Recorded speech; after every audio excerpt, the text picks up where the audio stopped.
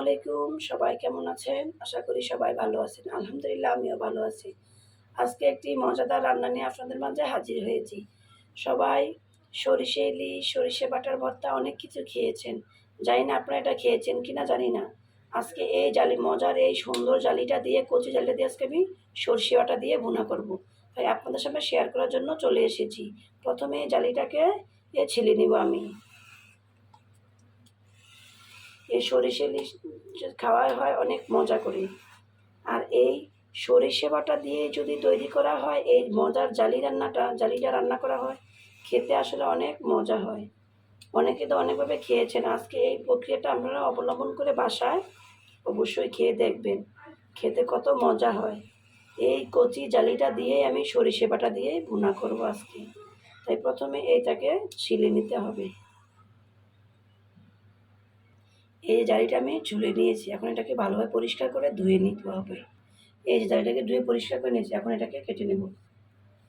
ছুরির সাহায্যে বা বটির সাহায্যে যেরকম করে পারবেন এটাকে এভাবে কেটে নিতে হবে। এখন এই জালিটাকে ভালোভাবে কেটে নিতে হবে। এরকম করে কেটে এটাকে এরকম করে ভাগ ভাগ করে নিতে হবে। এরকম করে নেওয়া হয়ে গিয়েছে। এখন একটা সাইডে রেখে এরকম পিস পিস করে কেটে নিতে হবে।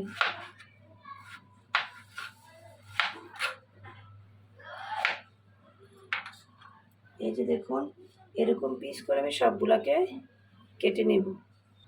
এই যে দেখুন, সবগুলো জালিকে আমি এরকম করে দেখুন পাতলা করে করে সবগুলো জালিকে আমি কেটে নিয়েছি, কতটুকু গুরুত্ব রেখে কেটেছি। এখন চলে যাব রান্না। এই যে রান্নার জন্য চুলায় একটি প্যান বসিয়ে দিয়েছি। প্যান বসিয়ে দিয়ে প্যানের ভিতরে আমি পরিমাণ মতো তেল দিয়ে দিব।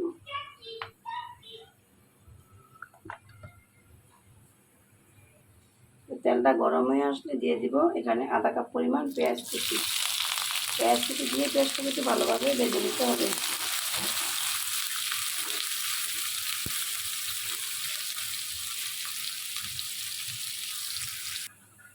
এই যে পেঁয়াজটা বাদামি কালার হয়ে গেছে, এই পর্যায়ে দিয়ে দেবো সরিষা বাটা। এই যে এখানে আমি সরিষাটাকে বেটে রেখেছিলাম একটু লবণ দিয়ে, তেতো না হয়। এখন দিয়ে দেবো 2 টেবিল চামচ পরিমাণ সরিষা বাটা। সরিষা বাটা দিয়ে এটাকে ভালোভাবে একটু মিশিয়ে নিতে হবে। সরিষা বাটা দেওয়া হলে দিয়ে দিব এখানে 1 টেবিল চামচ পরিমাণ পেঁয়াজ বাটা দিয়ে এটাকে ভালোভাবে একটু মিশিয়ে নিতে হবে। চুলার আঁচটাকে মিডিয়াম আঁচে রাখতে হবে। এই পর্যায়ে দিয়ে দেবো এখানে আমি 1 চামচ পরিমাণ লবণ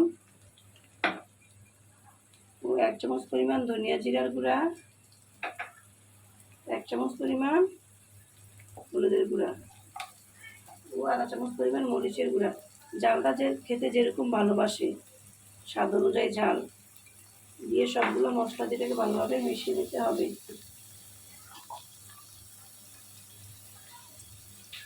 সবগুলো মশলা দেওয়া হয়ে গেলে এখানে আধা কাপ পরিমাণ পানি দিয়ে দিব। দিয়ে মশলাকে ভালোভাবে একটু কষিয়ে নিতে হবে। মশলাটা কষানো হয়ে গেছে, এর পর্যায়ে আগে থেকে কেটে রাখা জালিগুলো এর ভিতরে দিয়ে দিব। সবগুলো জালি দেওয়া হয়েছে, এখন ভালোভাবে এই জালিটাকে সরিষা বাটার সাথে ভালোভাবে মিশিয়ে নিতে হবে। সরিষা ইলিশের মতো করে এই খাবারটা এরকম করে রান্না করলে খেতে অনেক মজা হয়। আপনারা অবশ্যই বাসায় খেয়ে দেখবেন। রান্নার মধ্যে কালারটা কত সুন্দর হয়েছে সরিষা দিয়ে জালি বোনাটা। ভালোভাবে মিশিয়ে এখন ঢাকনা দিয়ে ঢেকে দিবেন। ঢাকনাটা উঠিয়ে এটাকে একটু ভালোভাবে নাড়াচাড়া করে দিতে হবে। সবগুলো মশলা এবং সবগুলো জালিগুলো সমানভাবে যেন সিদ্ধ হয়ে যায়।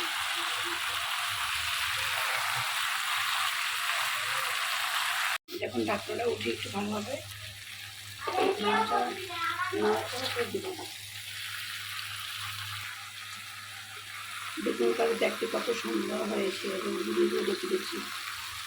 সরিষা দিয়ে ইলিশ করা যেমন মজা, এবং সরিষা বাটা দিয়েও এই জালি রান্নাটা অনেক মজার খেতে। দেখুন কাটা কত সুন্দর হয়েছে।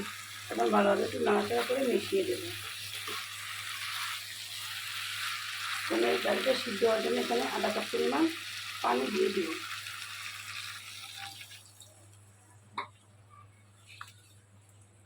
দিয়ে ভালোভাবে মিশিয়ে এখন ঢাকনা দিয়ে ঢেকে দিব ভালোভাবে জালিটা সিদ্ধ হওয়ার জন্য, যেন সিদ্ধ হয়ে যায়। এই যে ঢাকনাটা উঠিয়ে এখন ভালোভাবে নাড়াচাড়া করে দেখবো যে আমার জালিটা কীরকম হয়েছে দেখুন, রান্নাটা কত সুন্দর, চিকাটা কত সুন্দর হয়েছে। জালিটা একটু সিদ্ধ হবে, এটা একটু মাখা মাখা, মানে শুকনো শুকনো বোনা বোনা হয়ে যাবে। সরষে যেমন এরকম গায়ে গিয়ে মাখা মাখা থাকে, এটাও এরকম গায়ে গিয়ে মাখা মাখা হবে। এখন এই পানিটা শুকানোর জন্য আমরা অপেক্ষা করব। এই যে দেখুন, এই যে জালি রান্নাটা পানিটা শুকিয়ে দিয়েছি। জালি রান্নাটা কত সুন্দর হয়েছে দেখতে, দেখুন কাছ থেকে আপনাদেরকে আমি দেখিয়ে দিচ্ছি। দেখুন কাটা কত সুন্দর হয়েছে। এবারে তরিটা উপরে বেশি আসবে, রান্নাটা আরেকটু হলে রান্নাটা হয়ে যাবে। এটা একদম মাখা মাখা শুকনো শুকনো ভাজির মতো হবে। সরষেতে এই জালিগুলো তো ভোনার মতন, কোনো জল টল হবে না, এটা একদম মাখা মাখা। এ পর্যায়ে দিয়ে দেবো 3টি কাঁচামরিচ আদা পানি করে।